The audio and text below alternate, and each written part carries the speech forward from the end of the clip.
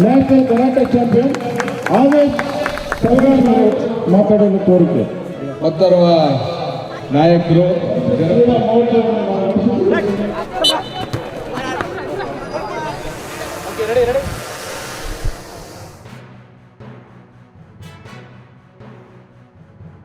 ಮೊದಲ 10 ದೇಶಗಳ ಪೈಕಿ ಭಾರತ ಬರಬೇಕು. ಭಾರತ ಬರಬೇಕು ಅಂದ್ರೆ ಇವತ್ತಿನ ಮಕ್ಕಳು ತಯಾರಾಗಬೇಕು. ಈಗ 5 ವರ್ಷ 6 ವರ್ಷ 7 ವರ್ಷ 8 ವರ್ಷದ ಮಕ್ಕಳು ಸ್ಪೋರ್ಟ್ಸ್ಗೆ ತಯಾರಾಗಬೇಕು. ತಯಾರಿಯನ್ನು ಯಾರು ಮಾಡಬೇಕು? ಪೇರೆಂಟ್ಸ್ ಮಾಡಬೇಕು, ಟೀಚರ್ಸ್ ಮಾಡಬೇಕು, ಕೋಚಸ್ ಮಾಡಬೇಕು, ವ್ಯವಸ್ಥೆಗಳು ಮಾಡಬೇಕು, ಸರ್ಕಾರ ಮಾಡಬೇಕು. ಮಾನಸಿಕವಾಗಿ ಅವರನ್ನು ತಯಾರು ಮಾಡಬೇಕು, ದೈಹಿಕವಾಗಿ ಅವರನ್ನು ತಯಾರು ಮಾಡಬೇಕು.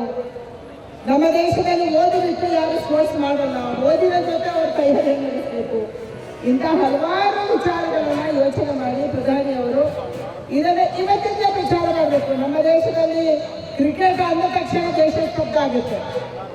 ಭಾರತ ಪಾಕಿಸ್ತಾನಕ್ಕೆ ಕ್ರಿಕೆಟ್ ನಡೆಯುತ್ತೆ ಅಥವಾ ಯಾವುದೋ ಇಂಟರ್ನ್ಯಾಷನಲ್ ಮ್ಯಾಚ್ ಫೈನಲ್ ನಡೆಯುತ್ತೆ ಯಾವುದೋ ದೇಶ ಮಧ್ಯೆ ಅಂದ್ರೆ ನಮ್ಮ ದೇಶ ಸ್ತಬ್ಧ ಆಗುತ್ತೆ.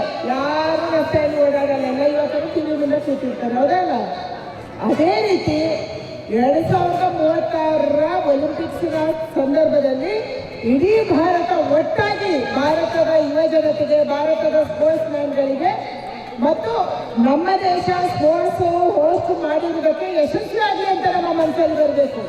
ಅದಕ್ಕಾಗಿ ಈ ತಯಾರಿ ಇವತ್ತು 10 ವರ್ಷಗಳ ಕಾಲ ನಡೆಯುತ್ತೆ.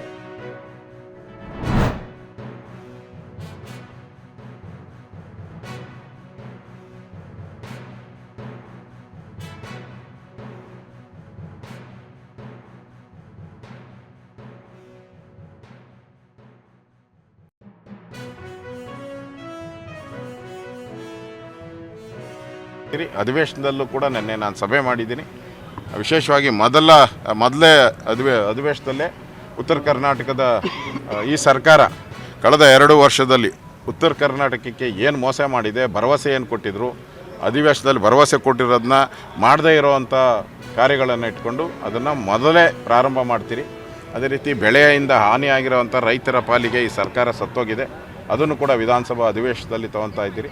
ಮತ್ತು ಲ್ಯಾಂಡ್ ಆರ್ಡರ್ ಪ್ರಾಬ್ಲಮಿಂದ ರಾಜ್ಯದಲ್ಲಿ ಆಡಳಿತ ಕುಸಿತೋಗಿದೆಯಲ್ಲ, ಈ 3 ವಿಚಾರಗಳನ್ನು ನಿಲುವಳಿ ಸೂಚನೆ ಮುಖಾಂತರ ರಾಜ್ಯದಲ್ಲಿ ವಿಧಾನಸಭಾ ಅಧಿವೇಶನದಲ್ಲಿ, ಬೆಳಗಾವಿ ಅಧಿವೇಶನದಲ್ಲಿ ತೆಗೆದುಕೊಂಡು ಸರ್ಕಾರಕ್ಕೆ ಬಿಸಿ ಮುಟ್ಟೋ ಕೆಲಸವನ್ನು ನಾವು ಮಾಡ್ತೀವಿ. ಕಾರ್ಡ್ಗಳು ಜಾಸ್ತಿ ಇದೆ ಇಲ್ಲಿ. ಒಬ್ಬ ಸ್ವಾತಂತ್ರ್ಯ ಹೋರಾಟಗಾರ ಮೊದಲ ಬಾರಿಗೆ ಬ್ರಿಟಿಷರ ವಿರುದ್ಧ ಧ್ವನಿ ಎತ್ತಿ ತನ್ನ 25ನೇ ವಯಸ್ಸಿನಲ್ಲೇ ಅವರು ತೀರ್ಕೊಂಡ್ರು ಕಾರಾಗೃಹದಲ್ಲಿ. ಅದಕ್ಕೆ ಮುಂಚೆನೇ ಅಂದರೆ 18-19 ವರ್ಷ ವಯಸ್ಸಲ್ಲೇ ಇಡೀ ಆ ಬುಡಕಟ್ಟು ಜನಾಂಗವನ್ನು ಒಟ್ಟಿಗೆ ಸೇರಿಸಿ ಬ್ರಿಟಿಷರ ವಿರುದ್ಧ ಹೋರಾಟ ಮಾಡೋ ಮುಖಾಂತರ ಆ ಟ್ರೈಬಲ್ ಒಂದು ಸಂಸ್ಕೃತಿಯನ್ನು ರಕ್ಷಣೆ ಮಾಡೋದು ಮತ್ತು ಮತಾಂತರದ ಪಿಡುಗೇನಿತ್ತು ಆ ಕಾಲದಲ್ಲೇ ಬ್ರಿಟಿಷರು ಮತಾಂತರ ಮಾಡುವಂಥ ದೊಡ್ಡ ಹುನ್ನಾರವನ್ನು ಮಾಡಿದರು. ಆ ಹುನ್ನಾರವನ್ನು ತಡೆಗಟ್ಟುವಂಥ ದೃಷ್ಟಿಯಿಂದ, ಸಂಸ್ಕೃತಿಯನ್ನು ಉಳಿಸುವಂಥ ದೃಷ್ಟಿಯಿಂದ ದೊಡ್ಡ ಹೋರಾಟವನ್ನು ಮಾಡಿದಂಥ ಬಿರ್ಸಾ ಮುಂಡಾ ಅವರು ಜಯಂತಿಯನ್ನು ಆಚರಣೆ ನಾವು ಮಾಡ್ತಾಯಿದ್ದೀರಿ.